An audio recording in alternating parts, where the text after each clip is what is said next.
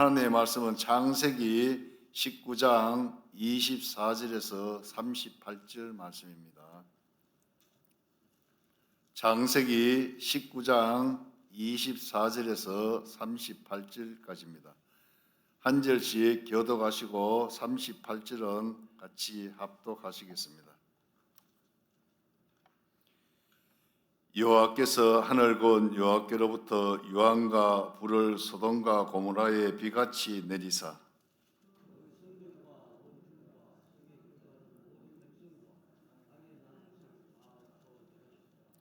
롯의 아내는 뒤를 돌아보았으므로 소금기둥이 되었더라.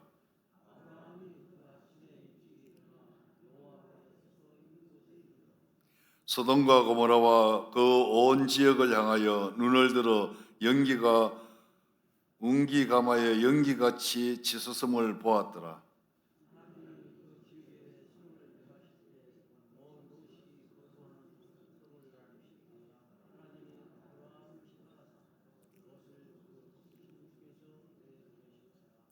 롯이 소알에 거주하기를 두려워하여 두 딸과 함께 소알에서 나와 산에 올라가 거주하되 그 두 딸과 함께 굴에 거주하였더니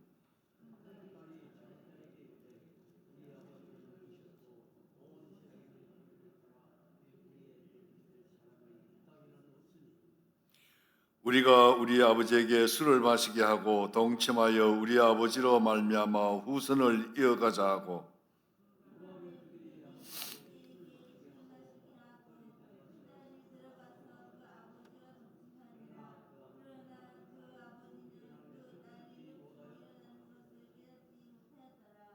이튿날 큰딸이 작은딸에게 이르되 어젯밤에는 내가 우리 아버지와 동침하였으니 오늘 밤에도 우리가 아버지에게 술을 마시게 하고 내가 들어가 동침하고 우리가 아버지로 말미암아 후손을 이어가자 하고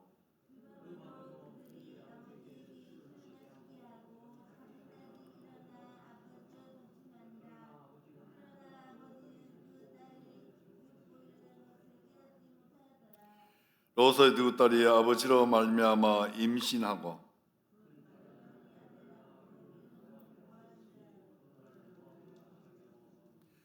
함께합니다. 작은 딸도 아들을 낳아 이름을 베남이라 하였으나 오늘날 암몬 자손의 조상이었더라. 아멘.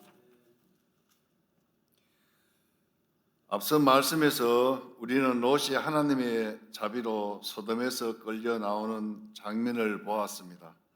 머뭇거렸지만 붙드심을 받았고 두려워했지만 결국 구원의 자리에 서게 되었음을 우리는 보았습니다. 그렇다면 질문이 하나 남습니다. 소돔을 떠나 이후 롯의 삶은 어떻게 되었는가에 질문이 있습니다. 그렇습니다. 오늘 본문은 바로 그 이후의 이야기를 다루고 있습니다. 그렇다면 하나님께서 소돔을 어떻게 다루셨는지 그리고 그 심판 속에서 무엇이 분명히 드러났는지를 먼저 살펴보아야 하겠습니다.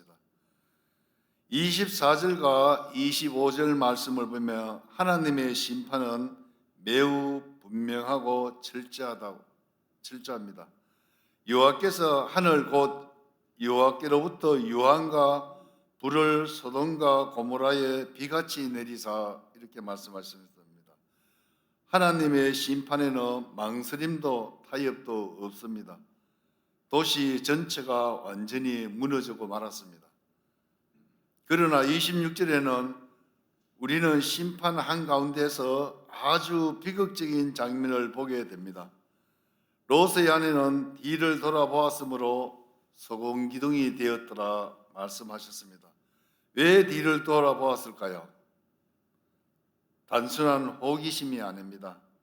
그 마음속에는 여전히 소돔을 향한 미련과 애착이 남아 있었기 때문입니다. 몸은 나왔지만 마음은 아직 떠나지 못하고 있기 때문입니다. 성도 여러분, 하나님은 단순히 장소 이동을 원하시는 분이 아니라 마음과 삶의 중심까지 옮겨지기를 원하고 계시는 분이라는 것을 이한 씨가 말씀해 주고 계십니다. 그런데 소돔이 무너진 이후 롯의 삶이 곧바로 평안으로 이어졌을까요?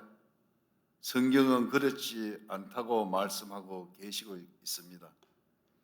27절부터 30절은 아브라함과 롯의 모습을 분명하게 대조하고 있습니다. 아브라함은 이른 아침에 전에 여호와 앞에 섰던 곳에 서서 소돔에서 올라오는 연기를 바라보고 있습니다. 그는 심판의 현장을 보고 있지만 그 자리는 하나님 앞에 서 있던 자리였습니다.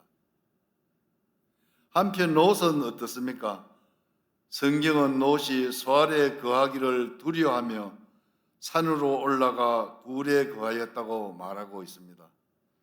소돔은 떠났지만 평안은 얻지 못하고 있습니다. 구원은 받았지만 어떻습니까? 마음은 여전히 두려움에 사로잡혀 있다는 말씀입니다. 왜 그렇습니까?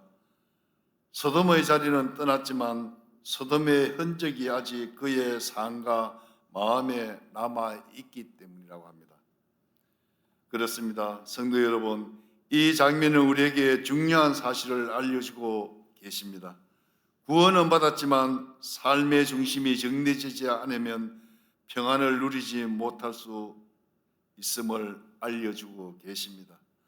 오늘 이 새벽 이미 떠난 소돔을 마음으로는 여전히 붙들고 있지는 않는지 우리 자신을 돌아보는 귀한 시간 되시기를 주님의 이름으로 축복드리겠습니다.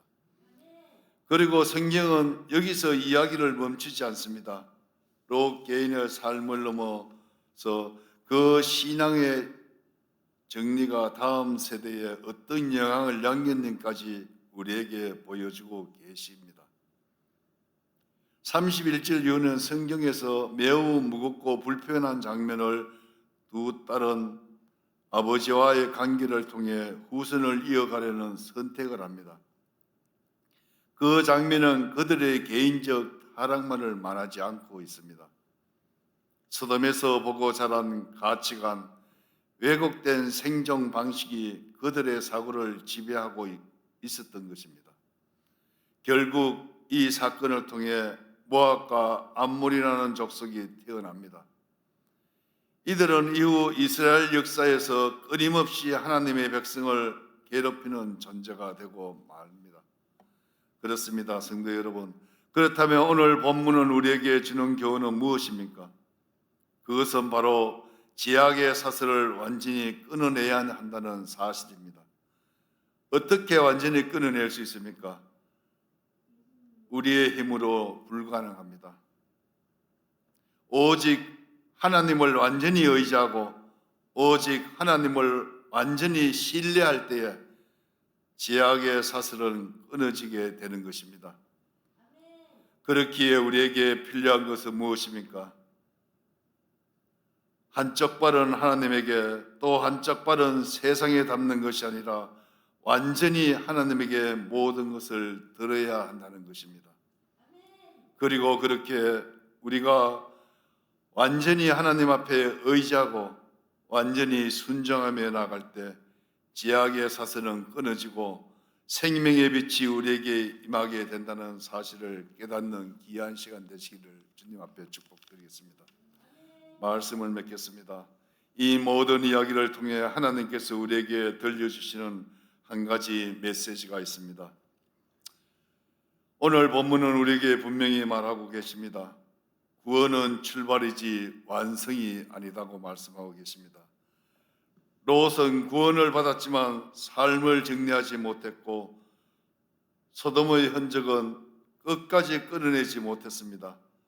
하나님은 오늘 우리에게 묻고 계십니다. 나는 정말 소돔을 떠났는가? 아니면 여전히 마음속에 소돔을 품고 있는가?